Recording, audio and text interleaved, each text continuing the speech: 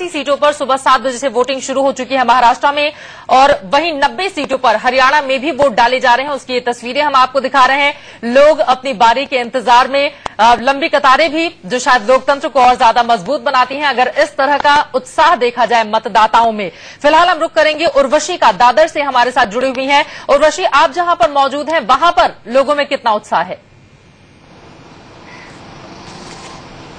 अगर हम बात करें दादर की, तो जो गढ़ है शिवसेना का, ठाकरे परिवार का, कहीं न कहीं उसको लेकर जो है प्रतिक्रिया ज्यादा मिल रही है। फिलहाल शिवाजी पार्क के पास हूं, जहां पे बाबा साहब ठाकरे इनकी समाधि है, जिसको लेकर जो है यहाँ पे कई शिव सैनिक आए हैं। सुबह सुबह 6 बजे उठकर बड़ी कतार में उनका आशीर्वाद लेकर गए हैं आगे पोलिंग बूथ पर। कहीं न कहीं हम अगर बात करें इस पूरे इलेक्शन की, विधानसभा के ये चुनाव की, तो यहाँ पे अगर हम शिवसेना की बात करें, जहां पे दादर में गढ़ है, उनके लिए ये बहुत ही बड़ी परीक्षा है, क्योंकि पहली बार अगर हम कहेंगे तो ठाकरे ये जो है पूरी रेंज में है। उद्धव ठाकरे की बात करें तो वो सीएम की कुर्सी के एक, अगर हम कह सकते हैं कि एक उनका जो फेस है वो खुद एक है, तो कहीं ना कहीं एक बहुत बड़ी परीक्षा हम कह सकते हैं। और दादर में अगर हम बात करें तो मराठी मानुस का जो कार्ड प्ले किया जा रहा है, उसका कितना प्रभाव पड़ेगा अब वो देखने में है। बिल्कुल, और ये तस्वीरें हम दिखा रहे हैं सुबह 7:30 बजे। अगर इतनी लंबी कतारें देखी जाए तो उस पर कुछ जोड़ना चाह रहे हैं अनुज जी, मैं उनके पास आऊंगी, लेकिन अंबाला का रुख हम कर लेते हैं। नवीन सेठी हमारे साथ जुड़ चुके हैं और अंबाला सिटी से जन चेतना पार्टी के अध्यक्ष विनोद शर्मा जी मैदान में हैं। अंबाला का गणित और क्या कहानी बयां करता है नवीन? जी देखिए, बिल्कुल अगर अंबाला की बात करते हैं तो जन चेतना पार्टी के अध्यक्ष विनोद शर्मा यहां से उम्मीदवार हैं, और जिस तरीके से उन्होंने विकास किया है, उन्होंने जन सेवाएं की, लोगों में काफी क्रेज था कि वो चाहते थे कि वो वोटिंग करें, और अभी वो दिन आ चुका है जब लोग यहां पर वोट डालना शुरू हो गए हैं। लोगों में इस बात का क्रेज है कि वो सबसे पहले वोट डालना चाहते हैं, सबसे पहले आना चाहते हैं, क्योंकि कई सारे स्टूडेंट्स भी इससे पहले वोट डालकर जा चुके हैं। उनका कहना था कि वो कॉलेज जाने से पहले उनको जो अधिकार मिला है, मत का अधिकार मिला है, वो उपयोग करना चाहते थे और उसके बाद कॉलेज जाना चाहते थे। और बड़े सारे वोटर हमारे साथ अभी भी हैं, हम उनसे बात करेंगे कि उनमें किस तरीके का क्रेज है। सर, आप ये बताइए कि आपने वोट डाली है, लगभग 7:30 अभी बजे हैं, उसके साथ ही आपने वोट डाल दी, किस तरीके का उत्साह है वोटिंग को लेकर? सर, वोट डालनी चाहिए, जनता अधिकार है हमारा, डालनी चाहिए, जो डालनी चाहिए, हर व्यक्ति डालनी चाहिए। लेकिन यह है कि समय को देखते हुए हमने अपना जल्दी वोट पोल कर दिया ताकि हम पूरे दिन फ्री रह सके, अपने काम कर सके। बिल्कुल फ्री रह सके। सर, आप बताइए कि आपने वोट डाला है, किस तरीके का लगा कि वोट सुबह सुबह डाल? सुबह वोट डालना सबसे बेहतर, और सुबह सबसे पहले डालने में ही भलाई है, क्योंकि जब तक आप शुरुआत नहीं करोगे तो एंड भी नहीं होगा। जब शुरुआत बढ़िया है तो एंड भी बढ़िया होगा। बिल्कुल, यंग वोटर भी यहाँ हमारे साथ हैं जो पीछे खड़े हुए, उनसे बात करेंगे। आपने वोट डाल दिया? हाँ जी बिल्कुल सर। ठीक है, पहली बार वोट डाल रहे हैं क्या? हाँ जी, ये पहली बार है। ठीक है, पहली बार वोट डाल रहे हैं, किस तरीके का लग रहा है? बस बढ़िया है, तो उम्मीद है ज्यादा कि कुछ करे हमारे लिए, तो देखते हैं नौकरी वगैरह मिल जाए। तो जैसे बेरोजगार लोग हैं बीटेक करने के बाद भी, तो देखते हैं अपन जब रिजल्ट आ जाएगा देखते हैं क्या बनता है। देखिए, बिल्कुल चित्रा, अगर लोगों की बात करें तो लोग चाहते हैं कि वो पहले वोट डालना चाहते हैं, उसके बाद कोई दूसरा काम करना चाहते हैं। और यंग वोटर्स की बात करें तो वो कहते हैं कि पहली बार वो वोट डाल रहे हैं और उनको लगेगा कि उनका उम्मीदवार वो ऐसा चुनकर भेजे जो उनको नौकरी दिलवा सके। ऐसे में अंदर की तस्वीरें भी हम आपको दिखाते हैं, साथ ही साथ ही जो लोग यहाँ पर हैं वो वोटिंग प्रक्रिया में लगातार जुड़े हैं। सुरक्षा के भी पुख्ता इंतजाम किए गए हैं। जो पोलिंग बूथ है वहां पर जो है पुलिस के अधिकारी लगाए गए हैं, सीआरपीएफ भी तैनात की गई है, और लोगों में भी जो काफी क्रेज है। जिस तरीके से हमने बात की कि लोग शॉप्स पे जाने से पहले वोट डालना चाहते हैं, कॉलेज जाने से पहले वोट डालना चाहते हैं, और जो नए वोटर हैं खासकर उनके लिए यहाँ पर क्रेज काफी है। क्योंकि अगर बात करें तो यहाँ पर जो अंबाला का सबसे अहम मुद्दा चुनावों में रहा है वो नौकरियों का रहा है। बिल्कुल, कई अहम मुद्दे रहे हैं, और खासकर जन चेतना पार्टी की अगर हम बात करें तो हरियाणा सर्विस कमीशन में भ्रष्टाचार के मुद्दे को जोर शोर से उठाया गया है विनोद शर्मा की ओर से। दोबारा हम रुख करेंगे अपने सहयोगी का, लेकिन उसके पहले एक बार फिर से बारामती का रुख कर लेते हैं। राजेश हमारे साथ बने हुए हैं।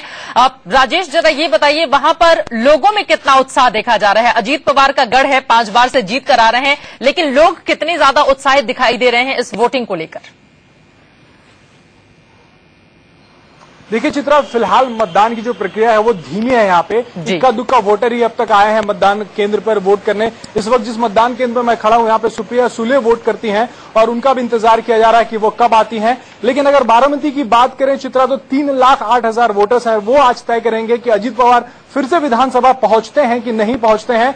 ये एनसीपी का गढ़ माना जाता रहा है, लेकिन इस बार अजीत पवार के लिए केक वॉक होगा ऐसी बात नहीं है, क्योंकि बीजेपी के साथ जो तीन पार्टियां और हैं, राजू शेट्टी की पार्टी है, आरपीआई है, रामदास आठवले की पार्टी है, साथ ही महादेव जनकर की जो पार्टी है वो बड़ी मजबूती के साथ खड़ी है। इसलिए बीजेपी मुकाबला दे रही है यहाँ पे अजीत पवार को। लोगों का कहना है कि अगर शिवसेना साथ में होती तो ये मुकाबला और कड़ा होता। बिल्कुल, मुकाबला और ज्यादा कड़ा होता। फिलहाल जो तस्वीरें हम दिखा रहे हैं रोहतक से, ये लाइव तस्वीरें हैं। भूपेंद्र सिंह हुड्डा को आप देख रहे थे, वोटिंग के लिए वो अपने घर से निकल चुके हैं। काफी ज्यादा आश्वस्त दिखाने की खुद को कोशिश कर रहे थे, लेकिन मुश्किलें इस बार उनके लिए बहुत ज्यादा हैं, क्योंकि लगातार पिछले 10 साल से कांग्रेस पार्टी का शासन जरूर है, लेकिन नरेंद्र मोदी ने जिस तरह से ताबड़तोड़ रैलियां वहां पर की हैं, और भी कई ऐसे मुद्दे हैं एंटी इनकम्बेंसी, जिसकी वजह से स्थिति बहुत खराब हो गई है भूपेंद्र सिंह हुड्डा की। और ये तस्वीरें देखिए, वो तमाम और भी जो नेता हैं वो दिखाई दे रहे हैं आपको यहाँ पर। इन तस्वीरों को देखकर अनुज जी आप क्या कहेंगे?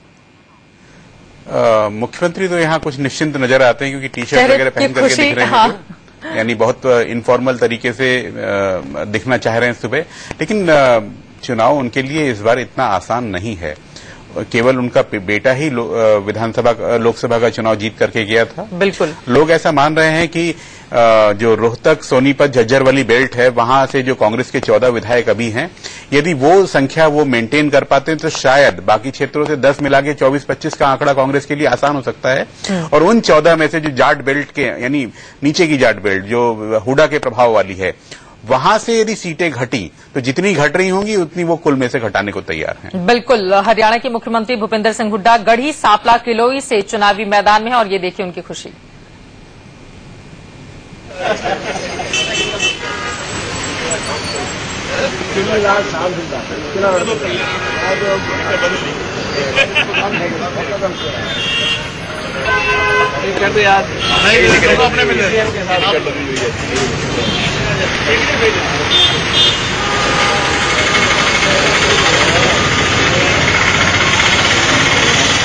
तस्वीरें तो कुछ यही बयां कर रही हैं कि खुद को तनाव मुक्त रखने की कोशिश की जा रही है। और ये देखिए, चाय की चुस्कियों के साथ अपनी सुबह की शुरुआत की है भूपेंद्र सिंह हुड्डा ने। लेकिन अब मुसीबत ये है एनके सिंह जी की, एक तरफ राव इंद्रजीत सिंह और वीरेंद्र सिंह जैसे नेता बीजेपी में चले गए हैं, तो वहीं दूसरी ओर कुमारी शैलजा और अजय यादव जैसे नेता खुद ही एक तरह से कहा जाए कांग्रेस पार्टी में 2 गुट बनाकर इनकी मुश्किलें बढ़ाने में लगातार लगे हुए थे पिछले काफी समय से। जी हाँ, वो पूरा जो एक पार्टी का कंट्रोल सिस्टम होता है कांग्रेस में, वो कहीं मुझे लगता है कि छिटक गया है। और उसके न होने की वजह से तमाम, ये विनोद शर्मा जी भी जिस तरह से अलग हुए, वो स्थितियां बहुत साफ थी।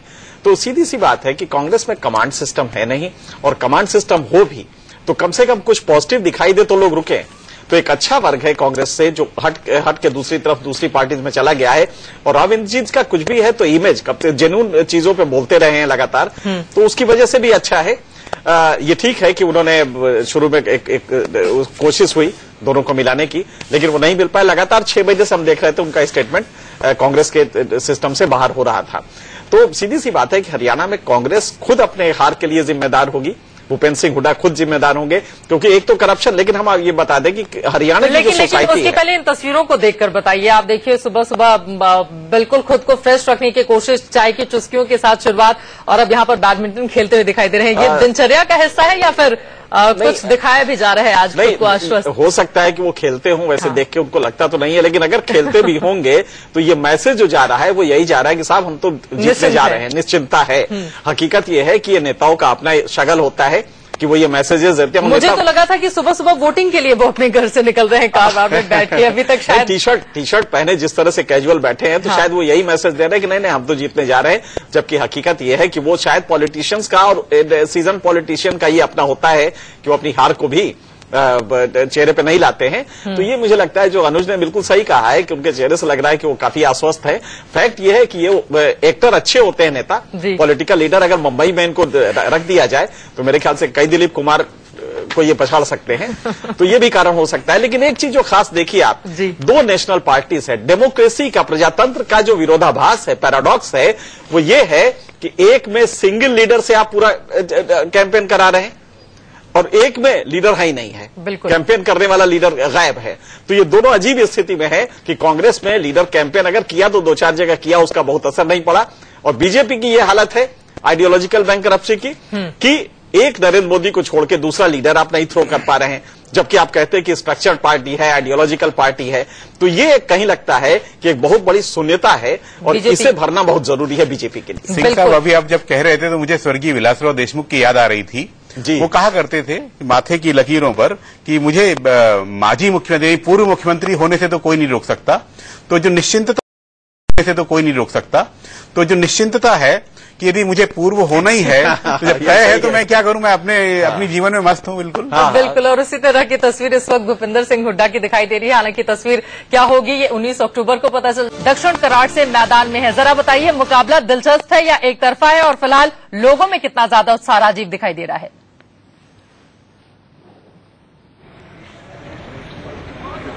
चित्र मुकाबला बहुत दिलचस्प है यहाँ पर, और बड़ी खास बात है यहाँ पर, ये जहां मैं खड़ा हूँ ये शाला क्रमांक 3 नगर परिषद का स्कूल है, और यहाँ पर फिलहाल मैं ये कहूंगी भी वोटर शुरू नहीं हुए आने, करीब 10-12 ही वोटर आए हैं। ऐसा पता चल रहा है कि 9 बजे के बाद यहाँ पर लोग आना शुरू करेंगे, उससे ज्यादा लोग नहीं है। तो अभी ये स्कूल जहाँ पर मुख्यमंत्री, पूर्व मुख्यमंत्री पृथ्वीराज चव्हाण को भी वोट डालना है कि यहाँ पर ज्यादा लोग नहीं है। लेकिन कहानी चित्र यहाँ की दिलचस्प इसलिए है कि यहाँ पर अगर मैं ये कहूं कि मुख्यमंत्री होने के बावजूद यहाँ कांग्रेस का मुकाबला कांग्रेस से है तो कोई अतिशयोक्ति नहीं है। चित्र कमाल की बात यह है कि पृथ्वीराज चव्हाण यहाँ से चुनाव लड़ रहे हैं कराड़ दक्षिण से, यहाँ से काका विलासराव उंडलकर वो चुनाव लड़ रहे हैं। पिछली 7 बार से लगातार वो विधानसभा चुनाव जीते हैं और कांग्रेस के पुराने खिलाड़ी रहे हैं वो यहाँ पर। उनको हटाकर यहाँ पर पृथ्वीराज चव्हाण को टिकट दिया गया, वो निर्दलीय होकर यहाँ पर आ गए हैं।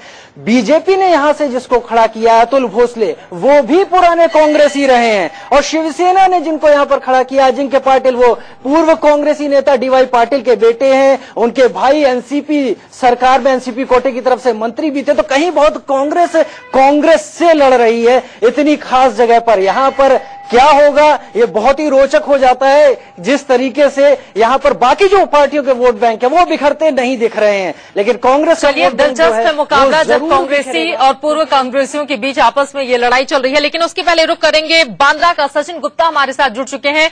सचिन, बांद्रा की तस्वीर क्या कहती है और लोगों में वोटिंग को लेकर उत्साह देखा जा रहा है क्या?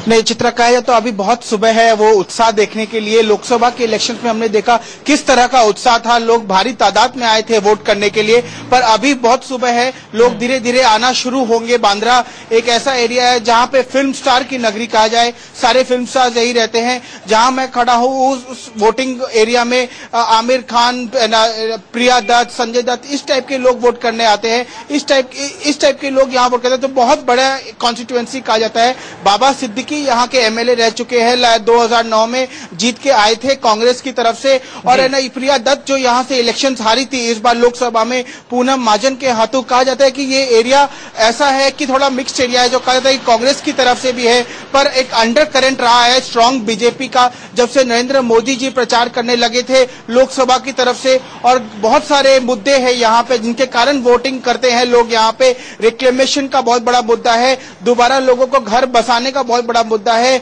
यहाँ पे सबसे बड़ा मुद्दा है ट्रैफिक का बहुत बड़ा मुद्दा है। ये सारे मुद्दे पे लोग वोट जरूर करेंगे यहाँ पे। कई ऐसे लोग परेशान दिखाई देते हैं जो लोगों के ज़हन में रहेंगे। मनीष अवस्थी कुछ जोड़ना चाह रहे हैं, मनीष जी के पास दोबारा हम आएंगे। एक छोटे से ब्रेक के लिए रुक रहे हैं। बांद्रा के लोगों की नींद थोड़ी देर से टूटेगी अभी, शायद इसी वजह से वहां पर उस तरह की भीड़ नहीं देखी जा रही है। एक ब्रेक के लिए रुकेंगे, इस बड़ी खबर पर बने हुए हैं।